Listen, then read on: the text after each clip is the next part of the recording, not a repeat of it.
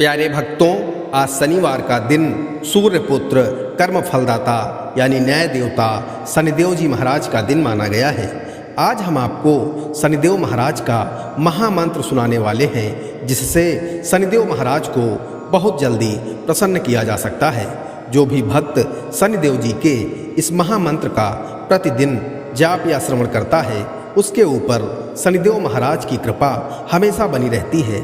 ऐसा माना जाता है कि अगर आप जीवन में सुख शांति समृद्धि चाहते हैं तो शनिवार के दिन शनिदेव की पूजा अवश्य करनी चाहिए, क्योंकि शनिदेव महाराज ही ऐसे देवता हैं जो रंक को राजा पल भर में बना सकते हैं, आपकी गरीबी निर्धनता को क्षण भर में दूर कर सकते हैं।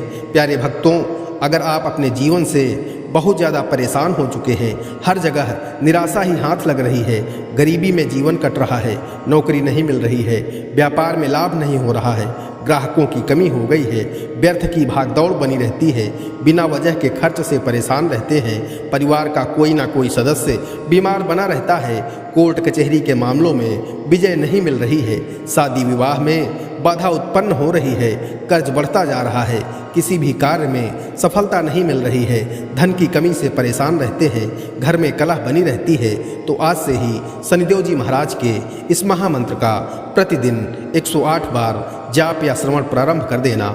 इस शनि महामंत्र से शनि की ढैया व 7.5 का प्रभाव भी समाप्त हो जाता है। जीवन में अपार सफलता के योग बनते हैं, जीवन खुशियों से भर जाता है। शनिदेव जी आपका भंडार हमेशा भरा रखते हैं, आप जहां भी हाथ लगाएंगे वहां लोहा भी सोना बन जाएगा, यानी सफलता आपके कदम चूमेगी। प्यारे भक्तों, शनिदेव महाराज का यह महामंत्र इतना शक्तिशाली है, इसे घर या दुकान में चलाकर रख देने मात्र से ही सकारात्मक ऊर्जा का संचार होता है। नकारात्मक ऊर्जा घर दुकान से बाहर हो जाती है, जिससे आपके घर परिवार में सुख और शांति साथ ही समृद्धि बनी रहती है। प्यारे भक्तों, आइए शनिदेव जी महाराज के इस महामंत्र को कम से कम 108 बार सुन लेते हैं। लेकिन उससे पहले शनिदेव महाराज के सभी भक्तों से एक छोटा सा निवेदन है, वीडियो पसंद आए तो दिल से एक लाइक करिएगा, और इसी तरह के कल्याणकारी वीडियो आगे भी देखने के लिए हमारे चैनल सिद्ध मंत्र को सब्सक्राइब करके कमेंट में जय शनिदेव महाराज जरूर लिखें। प्यारे भक्तों, मंत्र इस प्रकार है। नीलांजन समाभासं रविपुत्रं यमाग्रजं छायामार्तंड संभूतं तं नमामि शनैश्चरम्। ओम नीलांजन समाभासं रविपुत्रं यमाग्रजं छायामार्तंड संभूतं तं नमामि शनैश्चरम्। ओम नीलांजन समाभासं रविपुत्रं यमाग्रजं छायामार्तंड संभूतं तं नमामि शनैश्चरम्। ओम नीलांजन समाभासं रविपुत्रं यमाग्रजं छायामार्तंड संभूतं तं नमामि शनैश्चरम्। ओम नीलांजन समाभासं रविपुत्रं यमाग्रजं छायामार्तंड संभूतं तं नमामि शनैश्चरम्। ओम नीलांजन समाभासं रविपुत्रं यमाग्रजं छायामार्तंड संभूतं तं नमामि शनैश्चरम्। ओम नीलांजन समाभासं रविपुत्रं यमाग्रजं छायामार्तंड संभूतं तं नमामि शनैश्चरम्। ओम नीलांजन समाभासं रविपुत्रं यमाग्रजं छायामार्तंड संभूतं तं नमामि शनैश्चरम्। ओम नीलांजन समाभासं रविपुत्रं यमाग्रजं छायामार्तंड संभूतं तं नमामि शनैश्चरम्। ओम नीलांजन समाभासं रविपुत्रं यमाग्रजं छायामार्तंड संभूतं तं नमामि शनैश्चरम्। ओम नीलांजन समाभासं रविपुत्रं यमाग्रजं छायामार्तंड संभूतं तं नमामि शनैश्चरम्। ओम नीलांजन समाभासं रविपुत्रं यमाग्रजं छायामार्तण्डे सम्भूतं तं नमामि शनैश्चरम्। ॐ नीलाञ्जनसमाभासं रविपुत्रं यमाग्रजं छायामार्तण्डे सम्भूतं तं नमामि शनैश्चरम्। ॐ नीलाञ्जनसमाभासं रविपुत्रं यमाग्रजं छायामार्तण्डे सम्भूतं तं नमामि शनैश्चरम्। ॐ नीलाञ्जनसमाभासं रविपुत्रं यमाग्रजं छायामार्तण्डे सम्भूतं तं नमामि शनैश्चरम्। ॐ नीलाञ्जनसमाभासं रविपुत्रं यमाग्रजं छायामार्तण्डे सम्भूतं तं नमामि शनैश्चरम्। ॐ नीलाञ्जनसमाभासं रविपुत्रं यमाग्रजं छायामार्तण्डे सम्भूतं तं नमामि शनैश्चरम्। ॐ नीलाञ्जनसमाभासं रविपुत्रं यमाग्रजं छायामार्तण्डे सम्भूतं तं नमामि शनैश्चरम्। ॐ नीलाञ्जनसमाभासं रविपुत्रं यमाग्रजं छायामार्तण्डे सम्भूतं तं नमामि शनैश्चरम्। ॐ नीलाञ्जनसमाभासं रविपुत्रं यमाग्रजं छायामार्तण्डे सम्भूतं तं नमामि शनैश्चरम्। ॐ नीलाञ्जनसमाभासं रविपुत्रं यमाग्रजं छायामार्तण्डे सम्भूतं तं नमामि शनैश्चरम्। ॐ नीलाञ्जनसमाभासं रविपुत्रं यमाग्रजं छायामार्तण्डे सम्भूतं तं नमामि शनैश्चरम्। ॐ नीलाञ्जनसमाभासं रविपुत्रं यमाग्रजं छायामार्तण्डे सम्भूतं तं नमामि शनैश्चरम्। ॐ नीलाञ्जनसमाभासं रविपुत्रं यमाग्रजं छायामार्तण्डे सम्भूतं तं नमामि शनैश्चरम्।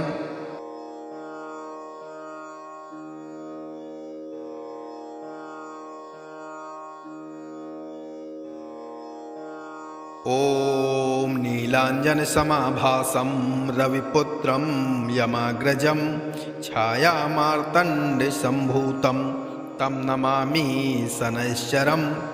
ॐ नीलाञ्जनसमाभासं रविपुत्रं यमाग्रजं छायामार्तण्डे सम्भूतं तं नमामि शनैश्चरम्।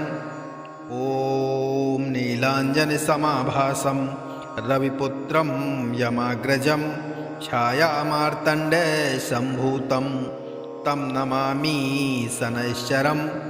ॐ नीलाञ्जनसमाभासं रविपुत्रं यमाग्रजं छायामार्तण्डे सम्भूतं तं नमामि शनैश्चरम्। ॐ नीलाञ्जनसमाभासं रविपुत्रं यमाग्रजं छायामार्तण्डे सम्भूतं तं नमामि शनैश्चरम्। ॐ नीलाञ्जनसमाभासं रविपुत्रं यमाग्रजं छायामार्तण्डे सम्भूतं तं नमामि शनैश्चरम्। ॐ नीलाञ्जनसमाभासं रविपुत्रं यमाग्रजं छायामार्तण्डे सम्भूतं तं नमामि शनैश्चरम्। ॐ नीलाञ्जनसमाभासं रविपुत्रं यमाग्रजं छायामार्तण्डे सम्भूतं तं नमामि शनैश्चरम्। ॐ नीलाञ्जनसमाभासं रविपुत्रं यमाग्रजं छायामार्तण्डे सम्भूतं तं नमामि शनैश्चरम्। ॐ नीलाञ्जनसमाभासं रविपुत्रं यमाग्रजं छायामार्तण्डे सम्भूतं तं नमामि शनैश्चरम्। ॐ नीलाञ्जनसमाभासं रविपुत्रं यमाग्रजं छायामार्तण्डे सम्भूतं तं नमामि शनैश्चरम्। ॐ नीलाञ्जनसमाभासं रविपुत्रं यमाग्रजं छायामार्तण्डे सम्भूतं तं नमामि शनैश्चरम्। ॐ नीलाञ्जनसमाभासं रविपुत्रं यमाग्रजं छायामार्तण्डे सम्भूतं तं नमामि शनैश्चरम्। ॐ नीलाञ्जनसमाभासं रविपुत्रं यमाग्रजं छायामार्तण्डे सम्भूतं तं नमामि शनैश्चरम्। ॐ नीलाञ्जनसमाभासं रविपुत्रं यमाग्रजं छायामार्तण्डे सम्भूतं तं नमामि शनैश्चरम्। ॐ नीलाञ्जनसमाभासं रविपुत्रं यमाग्रजं छायामार्तण्डे सम्भूतं तं नमामि शनैश्चरम्। ॐ नीलाञ्जनसमाभासं रविपुत्रं यमाग्रजं छायामार्तण्डे सम्भूतं तं नमामि शनैश्चरम्। ॐ नीलाञ्जनसमाभासं रविपुत्रं यमाग्रजं छायामार्तण्डे सम्भूतं तं नमामि शनैश्चरम्। ॐ नीलाञ्जनसमाभासं रविपुत्रं यमाग्रजं छायामार्तण्डे सम्भूतं तं नमामि शनैश्चरम्। ॐ नीलाञ्जनसमाभासं रविपुत्रं यमाग्रजं छायामार्तण्डे सम्भूतं तं नमामि शनैश्चरम्। ॐ नीलाञ्जनसमाभासं रविपुत्रं यमाग्रजं छायामार्तण्डे सम्भूतं तं नमामि शनैश्चरम्। ॐ नीलाञ्जनसमाभासं रविपुत्रं यमाग्रजं छायामार्तण्डे सम्भूतं तं नमामि शनैश्चरम्। ॐ नीलाञ्जनसमाभासं रविपुत्रं यमाग्रजं छायामार्तण्डे सम्भूतं तं नमामि शनैश्चरम्। ॐ नीलाञ्जनसमाभासं रविपुत्रं यमाग्रजं छायामार्तण्डे सम्भूतं तं नमामि शनैश्चरम्। ॐ नीलाञ्जनसमाभासं रविपुत्रं यमाग्रजं छायामार्तण्डे सम्भूतं तं नमामि शनैश्चरम्। ॐ नीलाञ्जनसमाभासं रविपुत्रं यमाग्रजं छायामार्तण्डे सम्भूतं तं नमामि शनैश्चरम्। ॐ नीलाञ्जनसमाभासं रविपुत्रं यमाग्रजं छायामार्तण्डे सम्भूतं तं नमामि शनैश्चरम्। ॐ नीलाञ्जनसमाभासं रविपुत्रं यमाग्रजं छायामार्तण्डे सम्भूतं तं नमामि शनैश्चरम्। ॐ नीलाञ्जनसमाभासं रविपुत्रं यमाग्रजं छायामार्तण्डे सम्भूतं तं नमामि शनैश्चरम्। ॐ नीलाञ्जनसमाभासं रविपुत्रं यमाग्रजं छायामार्तण्डे सम्भूतं तं नमामि शनैश्चरम्। ॐ नीलाञ्जनसमाभासं रविपुत्रं यमाग्रजं छायामार्तण्डे सम्भूतं तं नमामि शनैश्चरम्। ॐ नीलाञ्जनसमाभासं रविपुत्रं यमाग्रजं छायामार्तण्डे सम्भूतं तं नमामि शनैश्चरम्। ॐ नीलाञ्जनसमाभासं रविपुत्रं यमाग्रजं छायामार्तण्डे सम्भूतं तं नमामि शनैश्चरम्। ॐ नीलाञ्जनसमाभासं रविपुत्रं यमाग्रजं छायामार्तण्डे सम्भूतं तं नमामि शनैश्चरम्।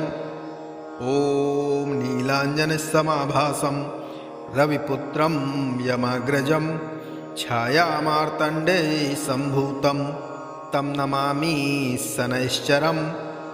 ॐ नीलाञ्जनसमाभासं रविपुत्रं यमाग्रजं छायामार्तण्डे सम्भूतं तं नमामि शनैश्चरम्। ॐ नीलाञ्जनसमाभासं रविपुत्रं यमाग्रजं छायामार्तण्डे सम्भूतं तं नमामि शनैश्चरम्। ॐ नीलाञ्जनसमाभासं रविपुत्रं यमाग्रजं छायामार्तण्डे सम्भूतं तं नमामि शनैश्चरम्।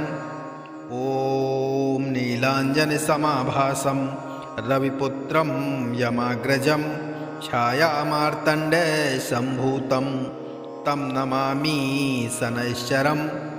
ॐ नीलाञ्जनसमाभासं रविपुत्रं यमाग्रजं छायामार्तण्डे सम्भूतं तं नमामि शनैश्चरम्। ॐ नीलाञ्जनसमाभासं रविपुत्रं यमाग्रजं छायामार्तण्डे सम्भूतं तं नमामि शनैश्चरम्। ॐ नीलाञ्जनसमाभासं रविपुत्रं यमाग्रजं छायामार्तण्डे सम्भूतं तं नमामि शनैश्चरम्। ॐ नीलाञ्जनसमाभासं रविपुत्रं यमाग्रजं छायामार्तण्डे सम्भूतं तं नमामि शनैश्चरम्। ॐ नीलाञ्जनसमाभासं रविपुत्रं यमाग्रजं छायामार्तण्डे सम्भूतं तं नमामि शनैश्चरम्। ॐ नीलाञ्जनसमाभासं रविपुत्रं यमाग्रजं छायामार्तण्डे सम्भूतं तं नमामि शनैश्चरम्। ॐ नीलाञ्जनसमाभासं रविपुत्रं यमाग्रजं छायामार्तण्डे सम्भूतं तं नमामि शनैश्चरम्। ॐ नीलाञ्जनसमाभासं रविपुत्रं यमाग्रजं छायामार्तण्डे सम्भूतं तं नमामि शनैश्चरम्। ॐ नीलाञ्जनसमाभासं रविपुत्रं यमाग्रजं छायामार्तण्डे सम्भूतं तं नमामि शनैश्चरम्। ॐ नीलाञ्जनसमाभासं रविपुत्रं यमाग्रजं छायामार्तण्डे सम्भूतं तं नमामि शनैश्चरम्। ॐ नीलाञ्जनसमाभासं रविपुत्रं यमाग्रजं छायामार्तण्डे सम्भूतं तं नमामि शनैश्चरम्। ॐ नीलाञ्जनसमाभासं रविपुत्रं यमाग्रजं छायामार्तण्डे सम्भूतं तं नमामि शनैश्चरम्। ॐ नीलाञ्जनसमाभासं रविपुत्रं यमाग्रजं छायामार्तण्डे सम्भूतं तं नमामि शनैश्चरम्। ॐ नीलाञ्जनसमाभासं रविपुत्रं यमाग्रजं छायामार्तण्डे सम्भूतं तं नमामि शनैश्चरम्। ॐ नीलाञ्जनसमाभासं रविपुत्रं यमाग्रजं छायामार्तण्डे सम्भूतं तं नमामि शनैश्चरम्। ॐ नीलाञ्जनसमाभासं रविपुत्रं यमाग्रजं छायामार्तण्डे सम्भूतं तं नमामि शनैश्चरम्। ॐ नीलाञ्जनसमाभासं रविपुत्रं यमाग्रजं छायामार्तण्डसम्भूतं तं नमामि शनैश्चरम्। ॐ नीलाञ्जनसमाभासं रविपुत्रं यमाग्रजं छायामार्तण्डसम्भूतं तं नमामि शनैश्चरम्। ॐ नीलाञ्जनसमाभासं रविपुत्रं यमाग्रजं छायामार्तण्डसम्भूतं तं नमामि शनैश्चरम्। ॐ नीलाञ्जनसमाभासं रविपुत्रं यमाग्रजं छायामार्तण्डसम्भूतं तं नमामि शनैश्चरम्। ॐ नीलाञ्जनसमाभासं रविपुत्रं यमाग्रजं छायामार्तण्डसम्भूतं तं नमामि शनैश्चरम्। ॐ नीलाञ्जनसमाभासं रविपुत्रं यमाग्रजं छायामार्तण्डसम्भूतं तं नमामि शनैश्चरम्।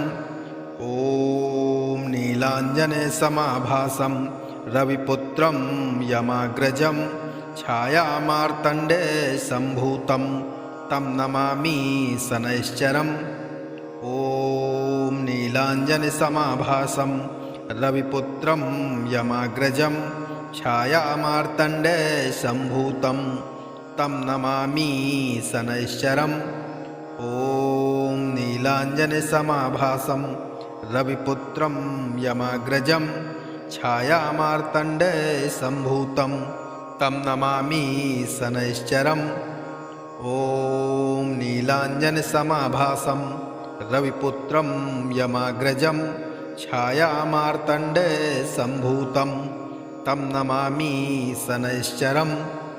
ॐ नीलाञ्जनसमाभासं रविपुत्रं यमाग्रजं छायामार्तण्डसम्भूतं तं नमामि शनैश्चरम्। ॐ नीलाञ्जनसमाभासं रविपुत्रं यमाग्रजं छायामार्तण्डसम्भूतं तं नमामि शनैश्चरम्। ॐ नीलाञ्जनसमाभासं रविपुत्रं यमाग्रजं छायामार्तण्डसम्भूतं तं नमामि शनैश्चरम्। ॐ नीलाञ्जनसमाभासं रविपुत्रं यमाग्रजं छायामार्तण्डसम्भूतं तं नमामि शनैश्चरम्। ॐ नीलाञ्जनसमाभासं रविपुत्रं यमाग्रजं छायामार्तण्डसम्भूतं तं नमामि शनैश्चरम्। ॐ नीलाञ्जनसमाभासं रविपुत्रं यमाग्रजं छायामार्तण्डसम्भूतं तं नमामि शनैश्चरम्। ॐ नीलाञ्जनसमाभासं रविपुत्रं यमाग्रजं छायामार्तण्डसम्भूतं तं नमामि शनैश्चरम्। ॐ नीलाञ्जनसमाभासं रविपुत्रं यमाग्रजं छायामार्तण्डसम्भूतं तं नमामि शनैश्चरम्। ॐ नीलाञ्जनसमाभासं रविपुत्रं यमाग्रजं छायामार्तण्डसम्भूतं तं नमामि शनैश्चरम्। ॐ नीलाञ्जनसमाभासं रविपुत्रं यमाग्रजं छायामार्तण्डसम्भूतं तं नमामि शनैश्चरम्।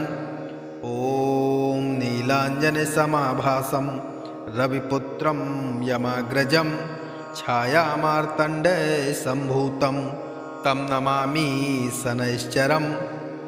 ॐ नीलाञ्जनसमाभासं रविपुत्रं यमाग्रजं छायामार्तण्डसम्भूतं तं नमामि शनैश्चरम्। ॐ नीलाञ्जनसमाभासं रविपुत्रं यमाग्रजं छायामार्तण्डसम्भूतं तं नमामि शनैश्चरम्। ॐ नीलाञ्जनसमाभासं रविपुत्रं यमाग्रजं छायामार्तण्डे सम्भूतं तं नमामि शनैश्चरम् ॐ नीलाञ्जनसमाभासं रविपुत्रं यमाग्रजं छायामार्तण्डे सम्भूतं तं नमामि शनैश्चरम् ॐ नीलाञ्जनसमाभासं रविपुत्रं यमाग्रजं छायामार्तण्डे सम्भूतं तं नमामि शनैश्चरम् ॐ नीलाञ्जनसमाभासं रविपुत्रं यमाग्रजं छायामार्तण्डे सम्भूतं तं नमामि शनैश्चरम् ॐ नीलाञ्जनसमाभासं रविपुत्रं यमाग्रजं छायामार्तण्डे सम्भूतं तं नमामि शनैश्चरम् ॐ नीलाञ्जनसमाभासं रविपुत्रं यमाग्रजं छायामार्तण्डे सम्भूतं तं नमामि शनैश्चरम्